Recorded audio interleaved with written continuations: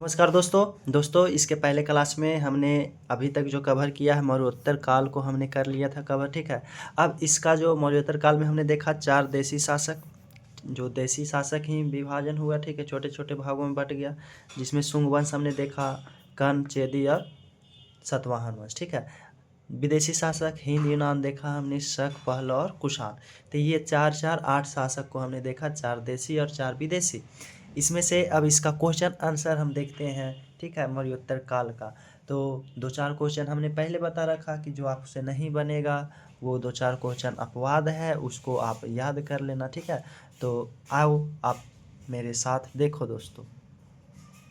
तो सबसे पहला क्वेश्चन जैसा कि आपको दिख रहा है वो क्या है कि यूनानी रोमन कला को निम्नलिखित में से कहाँ, यूनानी रोमन कला को कहाँ मतलब कि स्थान प्राप्त हुआ। तो गांधार, तो हमने ये बताया ही है कि गांधार में दोस्तों यूनानी रोमन कला यही गांधार में मतलब कि हुआ था। ठीक है, स्थान प्राप्त गांधार में, जिसमें यह गांधार कला जो था वो भारतीय और यूनानियों का मिश्रण भी इसको कहा जाता है। इस गांधार कला को कुषाण शासक के समय इसका और विस्तार मिलता है। ये सब हमने आपको बता रखा है। तो कहाँ हो जाएगा, गांधार में हो जाएगा। ठीक है, कहता है भारतीयों के लिए महान सिल्क मार्ग किसने मतलब निर्माण करवाया, किसने आरंभ करवाया था। जो भारत और सिल्क मार्ग, इसी को क्या कहा जाता है, रेशम मार्ग, या इसी को नाथुला दर्रा। ये नाथुला दर्रा है जो किसको, भारत को चाइना से जोड़ता था। ठीक है, जो किसने निर्माण करवाया था, तो कनिष्क ने निर्माण करवाया था। ठीक है, तो कनिष्क ने निर्माण करवाया था, कुषाण वंश के शासक। 3 नंबर क्वेश्चन है दोस्तों कि निम्नलिखित में से किस मूर्ति कला में सदैव हरित स्तरित चट्टान शिष्ट का प्रयोग माध्यम के रूप में किया गया। तो ये जो है ये भी गांधार शैला हो जाए, मतलब कि शैली हो जाएगा। क्या हो जाएगा, तो गांधार मूर्ति कला। गांधार मूर्ति कला में इस प्रकार के चट्टान का उपयोग किया गया, ये आप याद रख लेना। ठीक है, सातवाहनों की राजधानी, ये तो हमने आपको कितना चीख कर चिल्ला कर बताया कि अमरावती था। अमरावती में अमरावती कला का भी विस्तार इसमें किया था वशिष्ठी पुत्र सिलवामी। ठीक है, पुलवामी, सॉरी सिलवामी नहीं, वशिष्ठी पुत्र पुलवामी ने किया था अमरावती कला का विस्तार। उसने जहाज का रूप में मतलब सिक्का चलाया था, ये हमने आपको बता रखा। तो ये अमरावती हो जाएगा सातवाहनों की राजधानी। ठीक है, पूर्वी रोमन शासक जो था जस्टियन का सर्वाधिक महत्वपूर्ण योगदान किस क्षेत्र में, जस्टियन विधि के क्षेत्र में दोस्तों, किसमें, विधि के क्षेत्र में जस्टियन का मतलब कि योगदान था।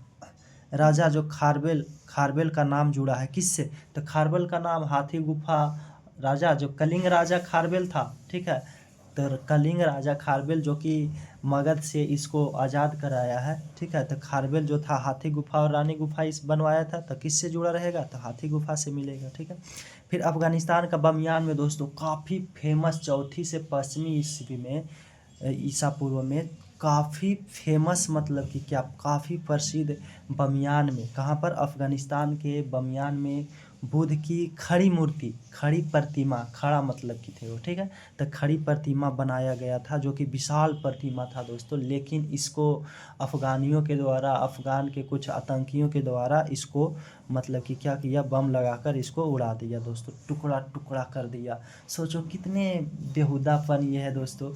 इस प्रतिमा पे कितना लोग दर्शन करने जाते थे। इससे एक वहाँ का अर्थव्यवस्था का भी एक भाग बना था कि लोग दर्शन करने जाते थे, कुछ दान देते थे, ये करते थे। लेकिन वहाँ का मतलब कि सोचो, बेहुदापन का भी एक सीमा होता है, लेकिन उसका भी उल्लंघन कर रखा है इन्होंने। उसी के फायदे के लिए था, लेकिन इसको खंडन करवा देता है। ठीक है,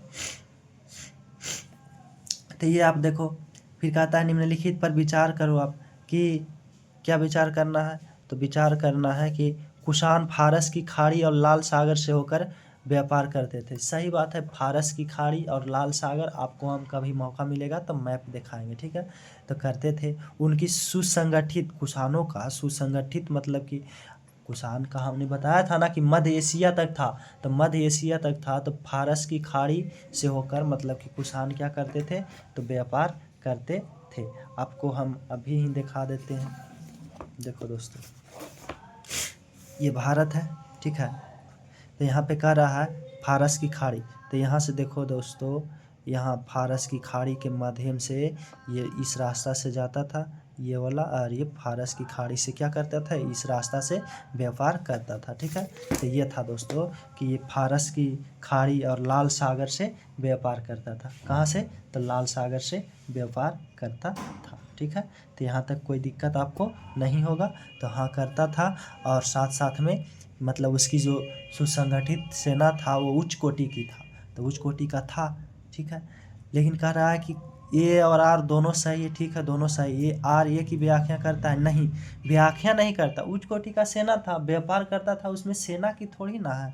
ठीक है, तो ये व्यापार करता था, तो सेना से क्या उसमें रिलेशन है। ठीक है, तो ये वाला आंसर हो जाएगा, ए और आर दोनों सही है, लेकिन आर ए की व्याख्या नहीं करता है। ठीक है, तो ये वाला आंसर बी हो जाएगा आपका। ठीक है, 8 का। फिर 9 नंबर क्वेश्चन है आपका दोस्तों कि निम्नलिखित राजाओं में किसका जैन धर्म के प्रति भारी झुकाव था। दशरथ का नहीं दोस्तों, दशरथ का नहीं था। वृद्धरथ का, ये सब थोड़ी ना जैन धर्म के। जैन धर्म दोस्तों खारवेल, खारवेल ने किस धर्म को अपनाया था, जैन धर्म को अपनाया था। ये हमने आपको बता रखा है। ठीक है, ये सब के धर्म कौन सा धर्म अपनाया हमने बताया भी नहीं आपको। ठीक है, तो खारवेल ने कौन सा धर्म को अपनाया था, जैन धर्म को अपनाया था। ठीक है, तो ये आप बन जाएगा आपसे, कोई दिक्कत नहीं होगा। फिर हमने बताया आपको गंधार कला शैली एक संश्लेषण है। किसका संश्लेषण है, भारतीय और फारसी। हमने बोला है कि जो गंधार कला शैली है वो भारतीय और यूनानियों का क्या है, मिश्रण है। तो भारतीय और यूनान कला का मिश्रण है। ठीक है, तो ये हो जाएगा डी ऑप्शन। कहता है कि निम्नलिखित में अशोक में निम्नलिखित राजाओं में से जैन धर्म का संरक्षक कौन था। अशोक तो बौद्ध धर्म को, और हर्षवर्धन अभी हम पढ़े ही नहीं, आगे देखेंगे कि क्या वो अपनाते हैं। ठीक है, पुलकेशिन द्वितीय की खारवेल, खारवेल अभी आपने देखा जैन धर्म का संरक्षण, जैन धर्म को अपनाया था इन्होंने। ठीक है, तो ये रहा दोस्तों 11 नंबर। 12 नंबर क्वेश्चन है कि प्राचीन काल के भारत पर आक्रमणों के संबंध में निम्नलिखित में से कौन सा एक कालक्रम जो है सही है। कहता है कि प्राचीन काल के भारत पर जो आक्रमण हुआ उसका कालक्रम, मतलब पहले कौन आक्रमण हुआ, बाद में कौन आक्रमण हुआ, वो देखना।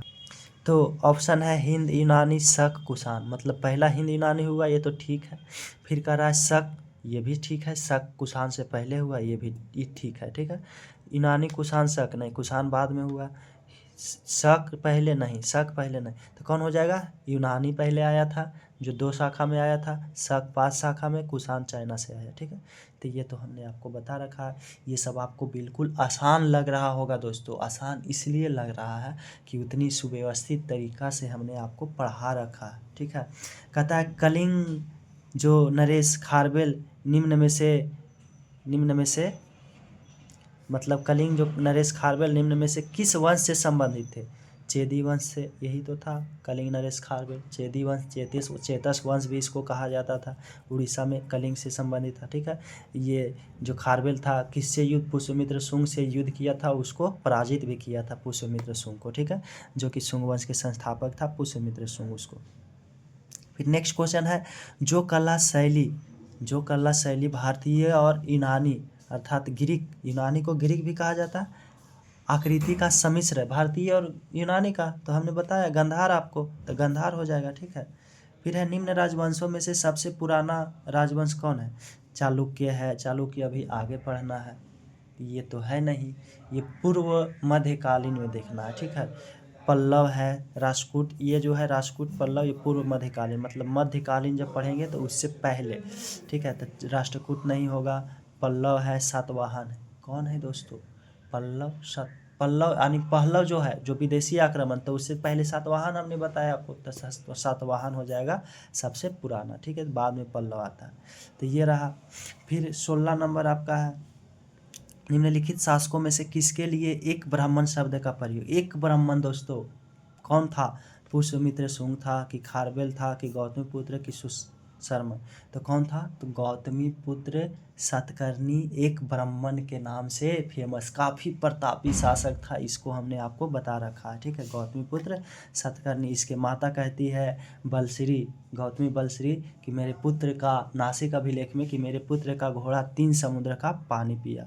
और चूँकि ब्राह्मण धर्म को अपना रखा था तो एक ब्राह्मण से ये प्रसिद्ध हुए थे, ठीक है। फिर है आंध्र सतवाहन राजाओं की सबसे लंबी सूची किस पुराण में मिलती है? तो मत्स्य पुराण में आंध्र सतवाहन को सबसे लंबी सूची मिलती है, सबसे लंबी विस्तार मिलती है। उत्तरी तथा उत्तर पश्चिम भारत में सर्वाधिक संख्या में तांबे के सिक्के, तो उत्तरी और उत्तरी पश्चिमी भारत में सर्वाधिक संख्या में तांबे के सिक्के कुषाणों ने चलवाया। कुषाणों ने ही दोस्तों सबसे शुद्ध सोने का सिक्का चलाया था, जो कौन था? भीमकटफिशिस, ठीक है। तो ये सर्वाधिक तांबे का सिक्का किसने? कुषाणों ने। फिर है निम्नलिखित में से किस हिंद अवन शासकों ने शीशे के सिक्के जारी किए थे? तो हिंद अवन शासक एक स्ट्रैटो द्वितीय था, वो शीशे के सिक्के चलाया था, ठीक है। हिंद अवन शासक, तो ये सब इतना मतलब कि महत्वपूर्ण शासक नहीं था, तो नहीं हमने बताया, तो स्ट्रैटो द्वितीय था, ठीक है, याद रख लेना आप। पहली ईरानी शासक जिसने भारत के कुछ भाग को अपनी अधीन किया था, पहली यूनानी शासक, हमने आपको बताया था जब हम इंट्रोडक्शन क्लास बता रहे थे दोस्तों, इंट्रोडक्शन में, तो इस इंट्रोडक्शन क्लास में क्या हमने बताया कि हिस्टोरिका, जो इतिहास का पिता कहा जाता है हेरोडोटस को, वो हिस्टोरिका लिखा। उन्होंने क्या लिखा? तो हिस्टोरिका नामक पुस्तक लिखा, जो इतिहास का पहला पुस्तक है, जो कि 500 ईसा पूर्व में।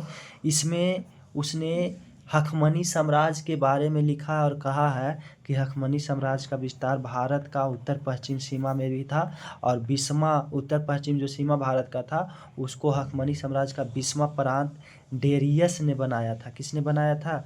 डेरियस ने बनाया था, डेरियस प्रथम ने बनाया था।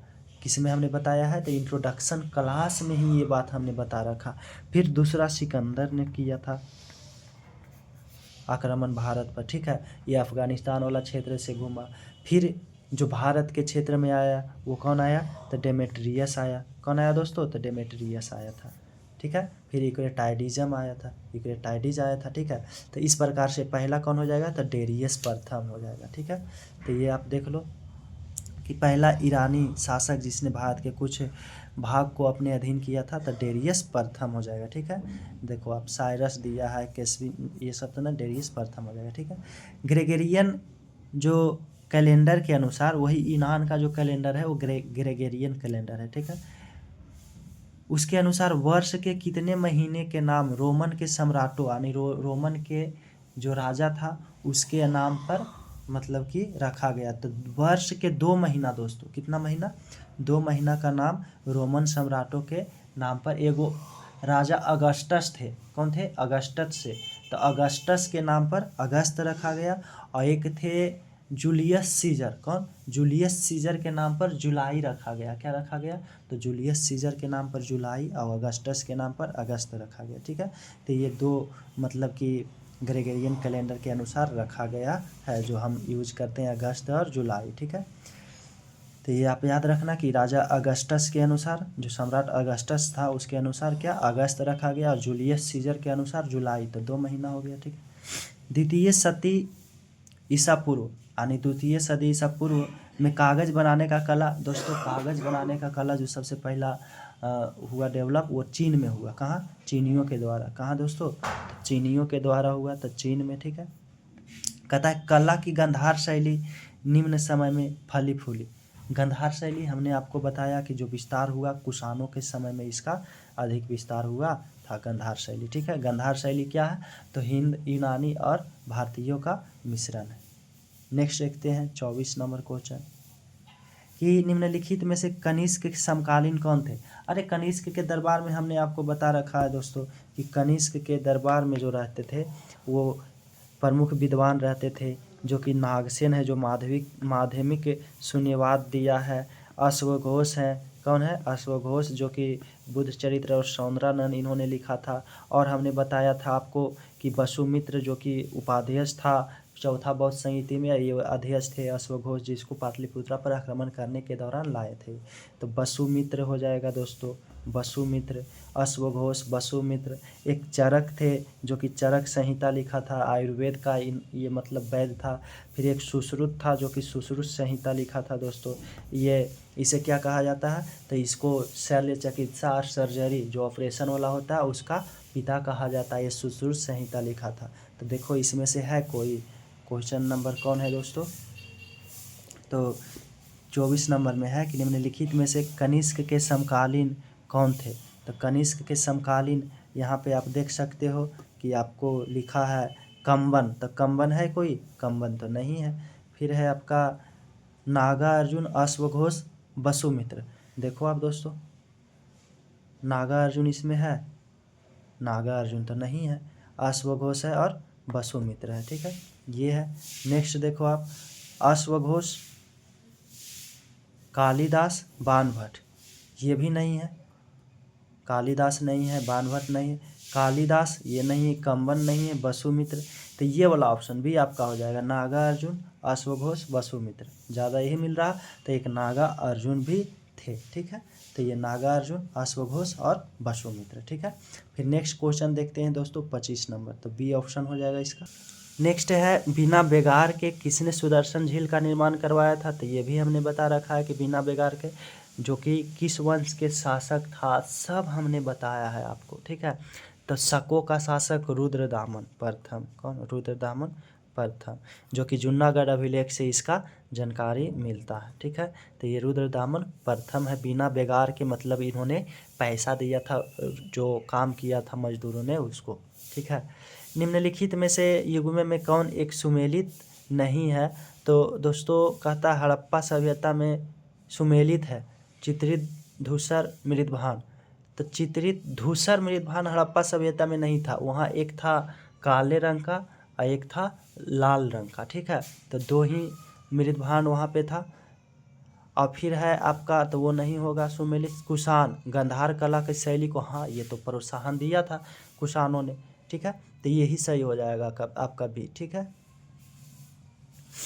अभी आपने पढ़ा था कि कुषाण के समय में गंधार कला शैली जो था वो फली फूली थी। ठीक है, प्राचीन भारत में निम्न में से किस एक ने नियमित रूप से सोने के सिक्के चलाए थे। नियमित रूप से सोने के सिक्के किसने चलाया था। तो सोने का सिक्का तो डेमेट्रियस जो कि हिन यूनानी था, लेकिन शुद्ध सोने का सिक्का नियमित रूप से किसने चलाया था, कुषाण भीमकटफिशिस ने चलाया था। ठीक है, फिर नेक्स्ट क्वेश्चन, शक संवत कब प्रारंभ हुआ। शक दोस्तों जो शकों को हराकर कनिष्क ने चलाया था 78 ईस्वी, अब विक्रम संवत 57 ईस्वी। ठीक है, ईसा पूर्व में 57 ईसा पूर्व में विक्रम संवत। अश्वघोष किसका समकालीन था, कनिष्क का समकालीन, उसी के दरबार में था। ठीक, निम्न में से कौन सा ही सुमेलित नहीं है।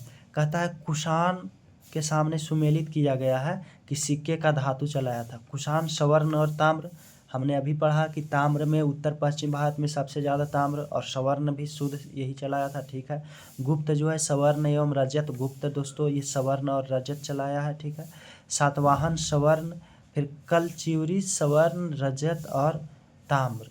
तो दोस्तों कहता है सुमेलित नहीं है इसमें कौन सा। तो दोस्तों इसमें जो सुमेलित आपको नहीं है वो आप सातवाहन जब पढ़ रहे होंगे तो उसमें आपने देखा होगा जो सिक्का चलाया था वो सिक्का का सिक्का चलाया था, शीशा का सिक्का वो किसने चलाया था, तो वशिष्ठिपुत्र पुलवामी बनाया था जो कि जहाज़ के आकार के था। तो स्वर्ण कहाँ से सातवाहन आ जाएगा, अरे सातवाहन स्वर्ण कहाँ से आएगा, स्वर्ण तो उस समय था भी नहीं। जब सातवाहन वंश था उस समय स्वर्ण थोड़ी ना आया था। स्वर्ण का सिक्का, सोने का सिक्का कब आया पहला बार, जब हिंद यूनानी ने आक्रमण किया। तो ये गलत हो जाएगा आपका। ठीक है, तो सी ऑप्शन गलत। फिर मिलान करने वाला दिया है कि सूची ए को सूची ए से बी से मिलाएं। कहता है अशोक, अशोक जो है वो क्या थे। तो अशोक का नाम प्रियदर्शी राजा। ये तो एक का क्या हो जाएगा, 4। एक का 4 किस में दिया है, किसी में, एक का 4 चलो नहीं दिया, एक का 4 नहीं दिया। तो अब क्या हो जाएगा अशोक का, तो अशोक का 1 का 4 नहीं देगा, कोई नहीं, दूसरा देखते हैं। ठीक है, दूसरा है कनिष्क। कनिष्क क्या है, तो महेंद्रादित्य, विक्रमादित्य कौन है दोस्तों? खारवेल कौन है? खारवेल तो आप जानते हो कि कलिंग चक्रवर्ती, कलिंग को इन्होंने जीता था, ठीक है। तो खारवेल तो आपका हो जाएगा, सी का 2 हो जाएगा। तो सी का आपका 2 इसमें है और बी में है और इसमें है। तो ये दोनों में से आपको चेक करना है, एक ये और एक ये सही होगा या फिर ये वाला होगा। फिर कुमार गुप्त आपको पढ़ना है आगे, ठीक है। कुमार गुप्त आप पढ़ोगे तो खारवेल हो गया, कनिष्क आपका, और कनिष्क जो है वो हो जाएगा आपका दोस्तों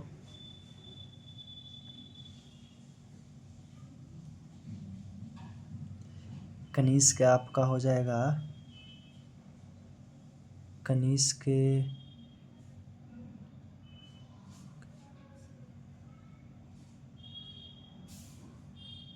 कनिष्क आपका हो जाएगा क्या?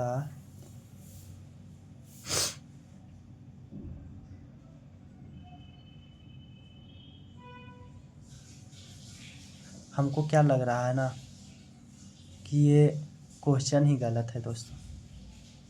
क्यों क्वेश्चन गलत है सो आप जानो। पहले देखो ऑप्शन कितना दिया है, 1 2 3 4, और इसमें देखो कितना दिया है, 5 दिया है, बी का 5। अब हम 5 कहाँ से लाएं भाई? 5 हम कहाँ से लाएं? 4 ऑप्शन में 5 नंबर हम कहाँ से लाएं? तो ये क्वेश्चन का जो आंसर दिया वो गलत दिया। हम देखो सही बताते हैं आपको। अशोक का हो जाएगा प्रियदर्शी राजा, खारवेल का हो जाएगा यहाँ पे ये, ठीक है। ये और कुमार गुप्त का विक्रमादित्य हो जाएगा, ठीक है। और फिर आपका एक बच गया कौन सा, ये महेंद्रादित्य नहीं, विक्रम, हाँ महेंद्रादित्य ये हो जाएगा, ठीक है, कनिष्क। तो ये इस प्रकार से ये ऑप्शन गलत है क्वेश्चन का, ठीक है। तो ये इसको ख़त्म करो 31 नंबर। अब नेक्स्ट देखो, सिमुक जो था निम्न वंशों में से किसका संस्थापक था? कौन? सिमुक। तो सिमुक चेर, पान, चोल, सातवाहन। अरे सिमुक सातवाहन के संस्थापक था। फिर इसका भाई कृष्णा ने बना था। फिर 17वें राजा हाल था। फिर इसमें बना गौतमीपुत्र सतकर्णी, फिर वशिष्ठी पुलमावी, फिर पुलमावी चतुर्थ अंतिम शासक। लोग पूरा हमने बता दिए। तो ये किसका? सातवाहन का, ठीक है, जो कि दक्षिण भारत में इसका उद्भव हुआ था। दोस्तों ये क्वेश्चन हमें भी नहीं पल्ले पड़ा, तो इसको ख़त्म करते हैं, ठीक है। नेक्स्ट क्वेश्चन हम देखते हैं। निम्नलिखित में से किस शासक को सर्वप्रथम सोने के सिक्के जारी करने का श्रेय दिया जाता है? किस शासक को सोने का सिक्के जारी करने का श्रेय दिया जाता है? तो किसको दोस्तों? तो हिंद यूनानी को सोने का सिक्का, ठीक है। कहता है सर्वप्रथम सोने के सिक्के जो जारी किया भीम कटफिशिस। भीम कटफिशिस तो सबसे ज़्यादा मतलब सोने का सिक्का चलाया है। कुरुल कटफिशिस, कनिष्क प्रथम की हुविस्क। तो दोस्तों जो इसमें ऑप्शन दिया है ना, जो ऑप्शन दिया है 34 नंबर में, उसके अनुसार अगर हम जाएंगे तो दोस्तों उसके अनुसार आपका भीम कटफिशिस हो जाएगा, ठीक है। सर्वप्रथम सोने के सिक्का तो हिंद यूनानी चलाया था, लेकिन हिंद यूनानी इसमें डेमेट्रियस, इसमें सॉरी मिलिंद मिनांडर को दिया नहीं है, तो किसी को हो जाएगा। दूसरा कौन चलाया था सबसे शुद्ध? तो भीम कटफिशिस, तो भीम कटफिशिस हो जाएगा, ठीक है। फिर देखो कुषाण काल में सबसे अधिक विकास किस क्षेत्र में हुआ था? तो कुषाण काल में वास्तुकला, ठीक है, वास्तुकला में हुआ था, जो कि गंधार शैली को देखा आपने कि कैसे इन्होंने फला फूला था इसके समय में, ठीक है। तो वास्तुकला हुआ था, ठीक है। तो 2-4 क्वेश्चन हमने पहले बता रखा है कि आपको परेशान करेगा, ठीक है। अब नेक्स्ट 36 नंबर देखते हैं। 36 नंबर है कि मिलिंद पन्हो क्या है? तो हमने बताया कि कनिष्क, ये मिलिंद या मिनांडर के दरबार में रहते थे कौन? नागसेन रहते थे, ठीक है। तो वही नागसेन जो है वो लिखे थे मिलिंद पन्हो को, जो कि बौद्ध धर्म के बारे में मिलिंद और नागसेन के बीच में जो वार्ता हुआ है उसके बारे में है। कहता है बौद्ध स्थल नहीं, बुद्ध का एक नाम नहीं, कला का बौद्ध नाम नहीं, बौद्ध पाठ, तो बौद्ध पाठ के बारे में है, ठीक है। मिलिंद पन्हो जो कि किसने लिखा? नागसेन ने लिखा। काव्य शैली का प्राचीनतम नमूना किसके अभिलेख में मिलता है? काव्य शैली का प्राचीनतम नमूना जो मिलता है वो किसके अभिलेख में मिलता है दोस्तों? तो काव्य शैली जो मिलता है वो काठियावाड़ के जो रुद्रदामन के शासक था इसमें मिलता है, इसको आप रख लेना याद, जैसे हमने किया, ठीक है। विक्रम संवत कब से प्रारंभ हुआ? तो विक्रम संवत उज्जैन के शासक राजा विक्रम ने किया था 57 ईसा पूर्व में। कब? 57 ईसा पूर्व में। यही विक्रम संवत के अनुसार अभी 1947 चल रहा है। कितना चल रहा है दोस्तों? 1947 चल रहा है, ठीक है। फिर आगे देखते हैं क्या कि अच्छा, विक्रम संवत के अनुसार हमने 1947 आपको बताया है दोस्तों। विक्रम संवत जो है आपको अभी 2025 है ना, 2025। अब विक्रम संवत पहले है, तो पहले है दोस्तों, तो जुटेगा तो कितना हो जाएगा? तो इसमें आप 57 जोड़ो, तो 57 जोड़ो तो 7 5 12, 1982, 2082 हो जाएगा दोस्तों, 2082। और 78 ईसा पूर्व जो है उसके अनुसार पीछे जाएंगे तो 1947 शक संवत के अनुसार हो जाएगा, ठीक है। ठीक है, तो आगे देखते हैं। नेक्स्ट क्वेश्चन है कि विक्रम संवत तो हो गया आपको 57 ईसा पूर्व। निम्नलिखित में कौन सा शासक जो है वर्ण व्यवस्था का रक्षक कहा जाता है? खारबेल को, किसको? खारबेल को वर्ण व्यवस्था का रक्षक कहा जाता है। वासुदेव को नहीं, पुष्यमित्र को नहीं, और ये तो एकदम ब्राह्मण धर्म के लिए अन्य सभी को क्या किया था? तहस नहस कर दिया था। कुषाण शासक कनिष्क का राज्याभिषेक किस सन में हुआ था? ये राज्याभिषेक कनिष्क के 78 ईस्वी में, या इसी को एडी कहा जाता हुआ था, ठीक है। तो इसी राज्याभिषेक के मतलब कि समय इन्होंने शक संवत चलाया था। शक के शासक किसको? नहपान को हराकर। तो जब इन्होंने शक संवत चलाया था उसी समय हुआ था इसका क्या? राज्याभिषेक। शुंग वंश के बाद किस वंश ने भारत में आया? तो शुंग वंश के बाद कण्व वंश आया। वासुदेव हमारे चचा जो हैं इसके अंतिम शासक को क्या किया था? तो उसको हत्या कर दिया था। फिर नेक्स्ट है विक्रम एवं शक संवतों में कितना अंतर है? तो विक्रम संवत और शक संवत में हमने बताया कि विक्रम संवत जो है 57 जोड़ो और कितना जोड़ो, अंतर पूछ रहा है तो 78, तो कितना हो जाएगा? 135। तो 135 है दोस्तों, कितना है? 135 वर्ष।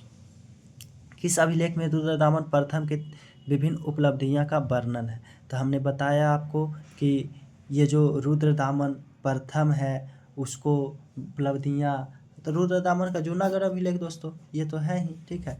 निम्न में से किस वंश के साम्राज्य की सीमाएं जो था भारत के बाहर तक फैली हुई थी? भारत के बाहर पाकिस्तान, अफगानिस्तान में किस साम्राज्य? मौर्य साम्राज्य का, ठीक है। किस चीनी जनरल ने कनिष्क को हराया? हमने कहा था कि साम्राज्य विस्तार के क्रम में चीन पर भी इन्होंने आक्रमण किया था, लेकिन पांचाऊ वहाँ पांचाऊ हमने बताया था, तो पांचाओं ने इसको पराजित कर दिया था, ठीक है।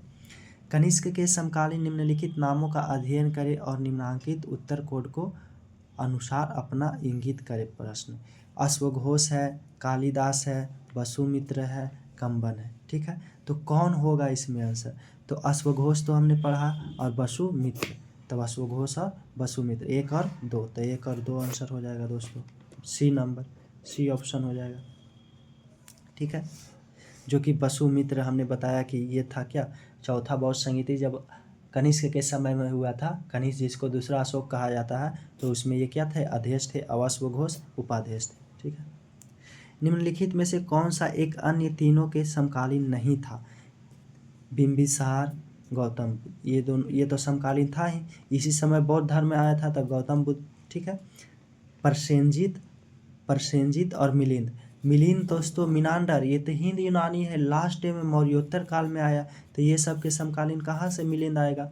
यही मिलिंद या मिनांडर है, जो कि इसका मतलब कि नागसेन रहता था इसके दरबार में, और उसने क्या लिखा था?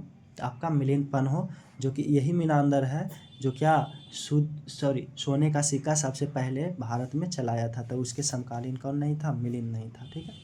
आप ऐसे लॉजिक लगा सकते हो, बड़े सिंपल है। मौर्य के बाद दक्षिण भारत में सबसे प्रभावशाली राज्य कौन था? तो मौर्य के बाद दोस्तों सातवाहन में हमने पढ़ा गौतमी पुत्र सतकर्णी को, वशिष्ठी पुत्र पुलवामी को, हाल को, कैसे उन्होंने साहित्य को संरक्षण दिया, कला को संरक्षण दिया, कैसे इन्होंने नहपान को हराया, ठीक है। तो ऐसे मतलब कि हमने पढ़ा, शकों को हराया, सिथियंस को भी हराया था, ठीक है। बुध का किसके सिक्के पर अंकन हुआ है? किसके सिक्के पर दोस्तों बुध का अंकन हुआ है? तो ये आप बता सकते हो कि कनिष्क जो है यहाँ पे क्या मान रहे हैं, तो बौद्ध धर्म के महायान शाखा को, तो बुध के सिक्के पर। ठीक है, ये सब तो थोड़ी ना मतलब बौद्ध धर्म को माने थे, तो नहीं, तो कौन हो जाएगा, कनिष्क। बाल विवाह की प्रथा दोस्तों कब शुरू होता है? तो बाल विवाह जो बचपन में ही मतलब कम ही अवस्था बाल अवस्था में ही विवाह करा दिया जाता है, ये कुषाणों के समय में प्रारंभ होता है। किसके समय में, तो कुषाण के समय में होता है। ठीक है, शुरू, जो कि अब तक चल रहा है, लेकिन अब तो लीगल ये नहीं है। ठीक है, इलीगल है। ठीक है, फिर कहता है प्राचीन काल के भारत पर आक्रमणों को संबंध में कौन सा सही कालानुक्रम है? तो ये तो हमने पहले भी बता रखा है कि सबसे पहले यूनानी, फिर शक, फिर कुषाण। ठीक है, तो यूनानी, शक, कुषाण हो जाएगा आपका। फिर 52 नंबर क्वेश्चन है कि निम्नलिखित में से कौन कनिष्क प्रथम के दरबार में नहीं गया था? कनिष्क प्रथम के दरबार में जो था वो कौन नहीं गया था? अश्वघोष तो गया ही था, वसुमित्र तो था ही, पाशर्व या विशाखदत्त, कौन नहीं गया था दोस्तों? तो कनिष्क के दरबार में आप बताओ, विशाखदत्त जो कि मुद्रा राक्षस लिखे हैं वो किसके समय का कवि है, मतलब इतिहासकार है? तो ये तो दोस्तों मौर्य समय के हमने बताया था कि मौर्य काल के जो जानकारी मिलता है इसके पुस्तक विशाखदत्त के पुस्तक मुद्रा राक्षस से मिलता है, और ये मौर्योत्तर काल है। ठीक है, वो विदेशी आक्रमण है, तो कहाँ से जाएगा, ये उतना साल थोड़ी ना जिएगा, तो विशाखदत्त हो जाएगा। ठीक है, बाकी तीनों था। कहता है कि निम्नलिखित में राजवंशों पर विचार कीजिए, सातवाहन, गुप्त, शुंग, चोल, और यहाँ पे आंसर देना है। देखो, इस राजवंशों को सही कालक्रम सजाइए कि पहले कौन आया, फिर कौन आया, फिर तो सातवाहन आया, पहले शुंग पहले आया, फिर सातवाहन आया। ठीक है, फिर गुप्त आएगा, और फिर चेल, चोल, पांड जब पढ़ेंगे पूर्व क्या मध्यकाल तब। तो 3 1 2 4 है कहीं, 3 1 2 4। ठीक है, तो डी ऑप्शन हो जाएगा। लास्ट क्वेश्चन है दोस्तों आज का, निम्नलिखित में से कौन एक कनिष्क के दरबार से संबंध नहीं रखता था? तो ये तो था ही ये दोनों, चरक संहिता, तो पतंजलि नहीं रखता था। सभी दोस्तों पिछले किसी न किसी एग्ज़ाम में पूछा हुआ क्वेश्चन है। तो इस प्रकार से हमने दोस्तों कंप्लीट किया किसको, तो मौर्योत्तर काल को। ठीक है, तो मौर्योत्तर काल पूरी तरह से दोस्तों ख़त्म कर दिया हमने देखा दोस्तों पहले सिंधु सभ्यता, फिर उसके बाद वैदिक सभ्यता। जब 16 महाजनपद आता है तो पहले धीरे धीरे 16 महाजनपद को क्या करता है, तो ये 16 महाजनपद है समझो आप। फिर इस समय फिर भारत जो है मौर्य साम्राज्य के समय, कौन, मौर्य साम्राज्य, तो मौर्यों के समय पूरे पीक पर, पूरे चोटी पर इसका विस्तार पहुंच जाता है। ठीक है, भारत एक केंद्रीय शासन आ जाता है। लेकिन जब मौर्योत्तर काल आता है, कौन सा काल, तो मौर्योत्तर काल, तो धीरे धीरे इसका पतन हो जाता है और फिर से टुकड़ों में बट जाता है, जिस पर 4 देशी शासक और 4 विदेशी शासक हमने महत्वपूर्ण बताया। फिर अब इसके बाद हम देखेंगे, फिर ये उठेगा अब इसके बाद जो आएगा गुप्त काल में। कौन काल में, गुप्त काल में दोस्तों। फिर इसके बाद गिरना प्रारंभ हो जाएगा, फिर एक बार शून्य हो जाएगा राजनीतिक स्थिति जब हर्षवर्धन मारा जाएगा। तब इसके बाद जब मारा जाता है हर्षवर्धन तो पाटलिपुत्र यानी यहाँ पर राजनीतिक शून्य हो जाता है और प्राचीन इतिहास खत्म हो जाता है। फिर आता है मध्यकालीन इतिहास। ठीक है, तो आज के लिए दोस्तों इतना ही। धन्यवाद दोस्तों। अगर आपको अच्छी लगी हो तो और मेहनत करो, नहीं लगी हो तो और मेहनत करो ताकि अच्छी लगे। ठीक है, तो यही है। तो आज के लिए इतना ही। धन्यवाद। Love you, take care, bye bye.